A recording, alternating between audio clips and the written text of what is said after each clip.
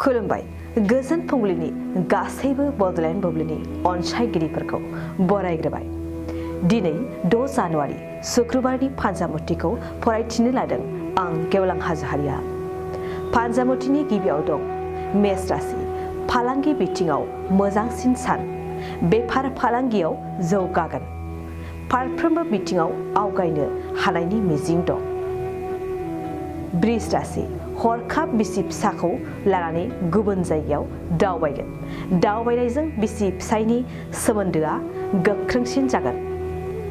मिथुन राशि, मोजां सान, नखराव सान्थि फैगोन, गोसोनि गोजोननायजों साननाय हनायफोरा आरोबाव साबसिन जागोन। कर्कट राशि, रांखान्थियाव मोजां, नखराव दोहोन फैगोन, रां रुफानि आंखालखौ फोलोमनो हागोन। सिंह राशि, लोगोजों मानिबा दायाव नांलायगोन, नांलायनायजों सोमोन्दोआ गाज्रिसिन जागोन, जेंनानिफ्राय रेहाय मोननाय नङा। कन्या राशि, बिसि फिसायनि गेजेराव दुखु दाहाया साग्लोबगोन, दुखुजों बायदिसिना गोसोआव साननाय फैगोन। तुला राशि, नखरनि दावराव दावसिया जानगारगोन, नखरनि गेजेराव गोरोबलायनाय फैफिनगोन, अनलायनाया बांसिन जागोन। वृश्चिक, गुबुन जायगायाव दावबायहैगोन, दावबायनानै गोसोखौ सोरां मोनगोन, लोगोफोरजों रंजाफागोन। धनु राशि, संसारनि साद जारलायाव गोग्लैगोन, नखरनि आंखालखौ लानानै गोसोआव गोबां साननाय फैगोन, दुखुनि समजों थांनांगोन। मकर राशि, सांग्रां जा, गारि मटर सालायनायाव सौग्रावनो हागौ, गुबुन जायगायाव दावबायनायनि सिगां सानग्रोनाया मोजां। कुम्भ राशि, मोजां सान, आनजादाव उथ्रिसारगोन, जेखि खामानि मावा जाफुंसारनो हागोन। मीन राशि, नखरनि जेंनायाव दुखु जानांगोन, मोजां सानब्लाबो गाज्रिया फैगोन, बायदिसिना साननायजों समखौ बारहोनांगोन। दिनै सानसेनि राशि फरायथियाबो एसेनोसै। आसा खालामो नोंथांनि दिनैनि साना मोजाङै मोजां थांगोन बेखौ बड'लेण्ड बुब्लि नखरनिफ्राय मिजिंथिबाय। गोजोन्थों।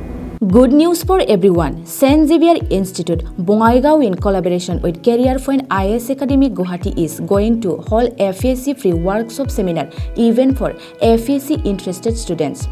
The said event is going to be on 8th of this month. Every FAC aspirant and interested student can join the event at 11 AM and the joining registration is still going on their official website www.careerpointas.com, or you can directly contact them at 9387271386 8822807553 for registration.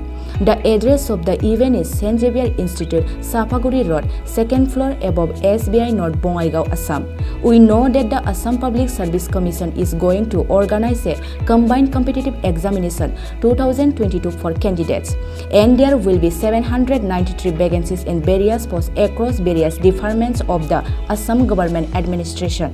So for that examination, candidates can have such kind of encouragement and inspiration through this beautiful event. It's very mentionable that the St. Xavier Institute, Bongaigaon, provides an excellent coaching to crack every competitive exam, and teaching faculties of this institute are all from Delhi, Patna and Guwahati, who were so intelligent and highly educated. So why are you still waiting for? Go and register yourself.